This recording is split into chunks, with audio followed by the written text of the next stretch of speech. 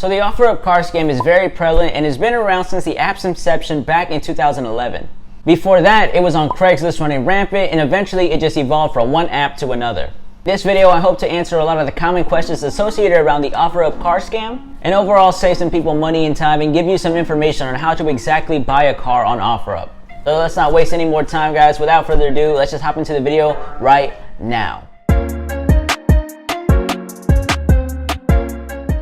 Okay, so firstly, what I'm going to be doing is giving you some important things to note, just the basic answers, just so you know what to look out for to see if you're getting scammed or not.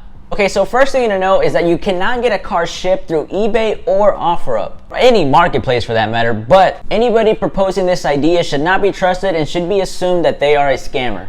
Number two, anybody claiming they are at a military base or anything military related, you're gonna wanna shy away from them. That is the biggest excuse, the biggest story that scammers like to use to try and convince you that that's the reason they're selling it and that's the reason they need the money up front.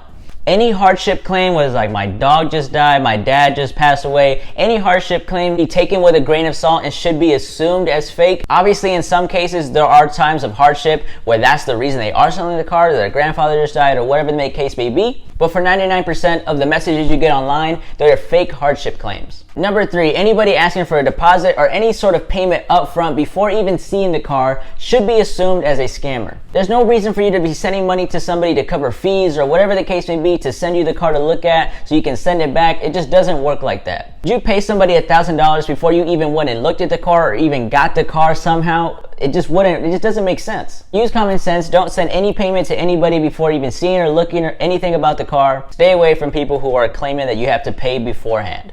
So if you don't want to see why or how these scams work, feel free to end the video now. Hopefully I was able to answer some of the basic questions that you have about people trying to scam you when buying a car. Hopefully I was able to save you some money and time, and thank you for watching. Okay, so the next thing I want to do is actually give you some quick examples, some recent examples of people that have sent me things or what I've seen online. What exactly you can expect to see or get, what type of message you can receive from people trying to scam you or people sending fake invoice and whatever the case. Okay, so right now I'm going to show you on screen an example of someone trying to claim that they are sending you an invoice on OfferUp. So actually, this is one of the better fake invoices that I've seen in a while. Again, nobody's gonna ask you for a deposit. No deposits are gonna be made. There's no remaining balance of anything. There's no total for you to have to pay or why would you buy it before even inspecting it? But one way you can tell on here is that, first of all, OfferUp has just one email that you can go to, even on Twitter, but the name of this email is OfferUp Sales. They don't even have the logo in their picture. That's even suspicious. Down to the middle blue part right here where it says OfferUp Purchase Protection. A really good, clever banner that they use to try and legitimize what they're sending is actually real. But again, nothing is getting shipped. You see right here, it says estimated delivery, 2 days and free shipping. That just doesn't work with cars. There's no free shipping. Why would you send something free ship? I don't even know how you can even do that. The one thing about OfferUp's purchase protection is that there's no way to send an invoice to buy something or sell something through purchase protection. It's just automatically given to you whether you're a buyer or you're a seller. Again, this is just a really good example, but again, there's no deposit. As long as if someone tries to claim deposit, if someone tries to claim shipping, automatically just assume that it's a scam. So in this next example, someone tries to make a fake hardship claim. Now what a hardship is, if you don't know what a hardship is, just a story that someone gives, like someone died, someone got a sickness, my grandfather died, my dad died, whatever the case may be. Now in this example, this lady, Jennifer Schaefer, and I'm gonna say that name because it's usually a fake name that they put on these emails. In the middle right here, she claims that the car was used by her husband who died 4 months ago. The price was reduced to all the way down to $800 just because she's in a hurry to find a buyer.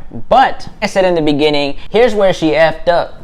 She says, I need to sell the car before the 15th of next month when I will be leaving on military duty with my medical team out of the country for a year and don't want to store it.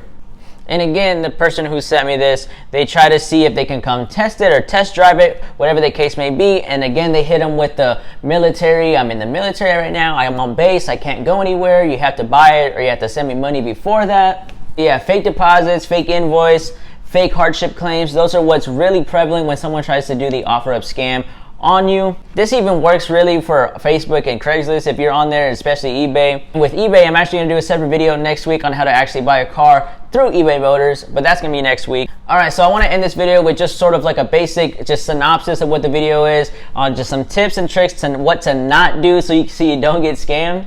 Okay, so number one, do not send a check, MoneyGram, don't cash up anybody for whatever reason. Even if they sound legit, even if the reason sounds extremely legit, here's an invoice, whatever the case, assume that that person is a scammer because you cannot charge back those type of payment methods. You're not going to be able to get your money back, so please don't send anybody money that way. Number two, if the person is unwilling to meet up or is rushing the transaction, you probably don't want to do business with this person. This behavior is primarily that of a scammer, but even if it's not, you don't really want to do business with someone like that who's just trying to rush it and just being rude. In the case of a car, you want to ask as many questions as you can because it's something that you're going to be driving on a daily basis. You're going to want to know what's wrong with it so that you know to fix it. You want to know what's not wrong with it, all of the above. So someone refusing to answer questions or getting mad that you're asking a lot of questions, you probably shouldn't do business with them. So listen to my next one, number three, ask a lot of questions. This is a car. This is not just some random Xbox controller or a PS5. This is real money that you cannot get back. $1,200 and $2,000 and up, definitely a lot of money, and you don't want to get scammed just because you're scared to ask a lot of questions. If you're not going to physically go see the car, which I don't recommend, but if you're not going to physically see it, you should be asking about the mileage, what's wrong with the car, what's been changed, what hasn't been changed, what's the color, all these type of questions. Who cares how many it is? Ask for the VIN number so you can check the title, see if it's all good. So yeah, if someone's not willing to answer those simple questions to give you that just simple information, they're probably fraudulent. Number four is trust your gut. Your mind and your gut usually feel something before you even do. You try to rationalize things, but if there's a blurry picture, there's only one picture, their story isn't adding up, they have really exceptionally bad grammar, which a lot of scammers tend to do. They won't show you pictures, don't answer the questions, stop the transaction, and move on. Number five, the best way to buy a car is to just meet up locally. I personally feel that this is the best way to actually buy a car when you physically see it in person. Whether that means buying it off somebody on Facebook from like Joe Blow, going to an actual car dealership, to a used car dealership, even somebody off of Craigslist. I feel like it's better to physically meet and physically see the car in person rather than buying it online. I know Carvana is a little different, but they have gone through a strict regimen of getting the best cars on their site. But if you're on OfferUp or Craigslist or Facebook, you're not going to Carvana. So still, I feel like the tried and true method is to meet up locally with somebody, go back and forth, haggle, ask them questions, take pictures, all of that. I feel like if you aren't willing to do all that, then you probably shouldn't be buying a car.